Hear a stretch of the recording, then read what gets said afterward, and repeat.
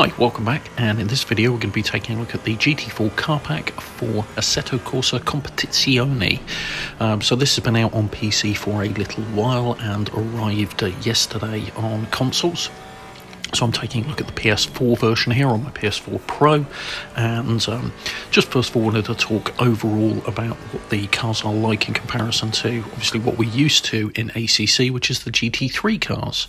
So GT4 cars have less power, they tend to weigh a little bit more, but they have a lot less aero, and it's that reduction in aero that really does make the big difference in these cars. So as a result, with that reduction in aero, you've got a lot of understandable reduction in the aerodynamic benefit you get from it, so they feel less stuck to the road. As a result, you do tend to find that you need to make a lot more corrections with them.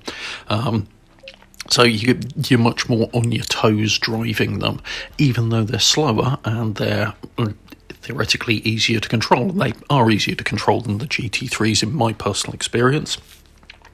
They're, to a degree, more involved as a result. So in many ways, I actually have been really looking forward to this DLC because I prefer, personally, GT4 spec cars to GT3 spec cars across other titles, and to a large degree, I've found that's the same in ACC, which is interesting. Your mileage on that may vary, but for me, certainly that's the case.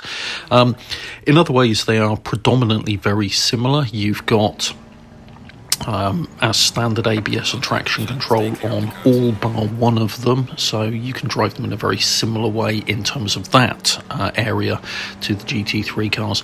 The exception to that is the Maserati Gran Turismo, which does not have ABS or TCS. So in the dry, on a nice dry warm track with warm tyres, it's not actually a major issue. You've just got to be a bit more careful when it comes to heavy braking zones, as the aero bleeds off what aero there is.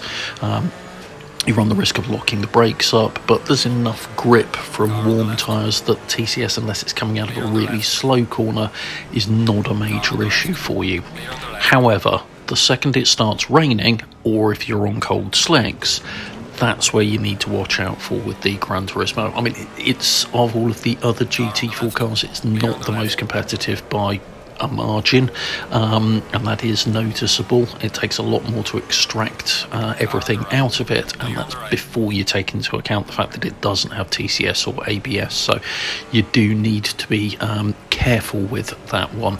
The longer wheelbase and the weight on it does make it a little bit more of a stable platform overall, though, so it's still quite a good fun car to drive. You just need to be a bit more careful with it. As far as the others go, standouts for me are personally BMW M4. Really liked that. It does take it's a remarkably quick car to get to grips with and does extremely well overall, so I've found it a good fun car to drive. One thing you will notice, there is a bit of a glitch at the present moment. I think it's an LOD model issue, because until you get within a fairly short distance, a few meters of the car, when other people are driving it or the AI is driving it, you will notice that it doesn't actually have any wheels, which is a bit interesting, and it's only when you get up close and that LOD model pops in that the wheels appear again. From a distance, it's just floating along quite nicely, but that aside, it's a nice car to drive. The Alpine A110S GT4, it suffers on top speed, but its mid-engined and short wheelbase mean it really does turn extremely well, but it can be a little bit twitchy, so you do need to be careful on that. You got the likes of the Vantage and the Camaro are relatively easier to drive than things like the Alpine. The KTM's got similar traits to the Alpine. The AMG fits in with the kind of Camaro style of things, and then my personal picks, interestingly, not the McLaren. I have a soft spot for McLarens, but the McLaren I liked in this. It's a good car, suits me quite well, but wasn't my pick, in all honesty. My pick was the Cayman GT4. absolutely loved this. I found it had a good degree of traction coming out of the corner. Mid-engined, it's more than adjustable enough, but isn't quite as flighty and squirrely as the Alpine or the KTM in that regard.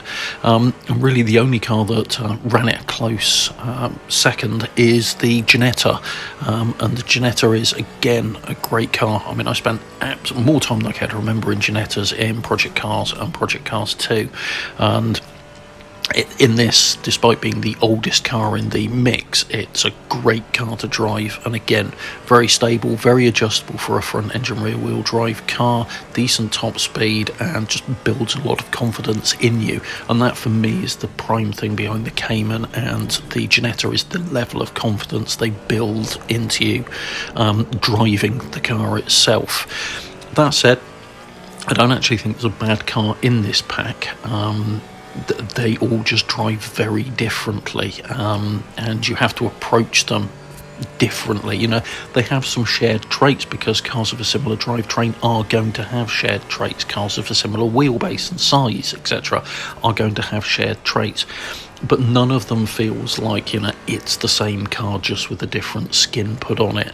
These are all very different personalities in all of these cars, and some of them you're going to like, and some of them you're probably not going to like as much, and some of them you will absolutely fall in love with. And overall, that for me, given the fact that, you know, you've got these cars, you've got all the official liveries, you can throw them into the GT4 European Championship. It gives you another aspect to open up and a lot more stuff to do within ACC, and really adds to it. Now, it is arguably quite expensive. It's 15 quid in the UK for the DLC, or you can do what I've done, and that is go for the season pass, which is £20, and will then cover the British GT pack that's coming out in the winter. But that said, that even at the £15, given the quality of these cars and the way they drive and Kunos's entire approach to this, I still think it's reasonable value. And when you take into account that, you know, if you picked up the pre-launch edition for £35 that included the Intercontinental track pack, and you buy the season pass for £20, it's £55. That's standard game retail price these days, and it gives you an awful lot of content for that.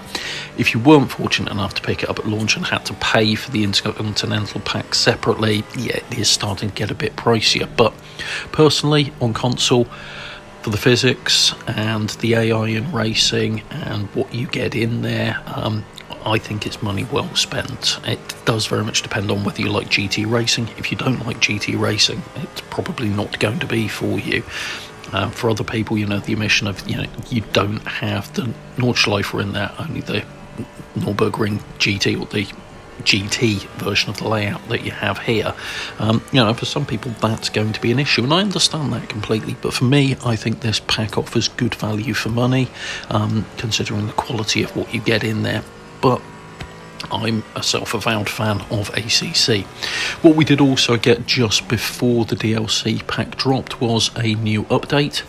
Now, most of the stuff in the update was around fixing some of the trophies. Actually, one of the trophies, the Smooth Flow trophy, now unlocks correctly, and did for me, which is great. That was the one where you slipstream people. A few major crash bugs have been resolved, force feedback issues resolved, and some tweaking around that, and some UI changes made to that as well. Unfortunately, what they didn't resolve in this, and still hasn't been resolved, I'm afraid, is being able to set FOV, which is very frustrating because I really do want to tweak the FOV. It's one of the things that, for me, I consider a basic. The ability to change your field of view and move your seat position, for me, should be a basic in any racing title, and I don't care whether it's a sim or an arcade racer, you should be able to do it. And it is a big omission as far as ACC on console goes at the present moment. So, as a quick look at the new GT4 DLC pack and the most recent update for Assetto Corsa Competizione. If you've enjoyed this video, please do hit the like button. If you want to give me your thoughts on what your favourite car in the pack is, let me know down below in the comments. And if you want to see more content like this, please do subscribe to the channel and hit the bell icon if you want to be notified when future videos get uploaded. Thanks very much. Take care. Bye.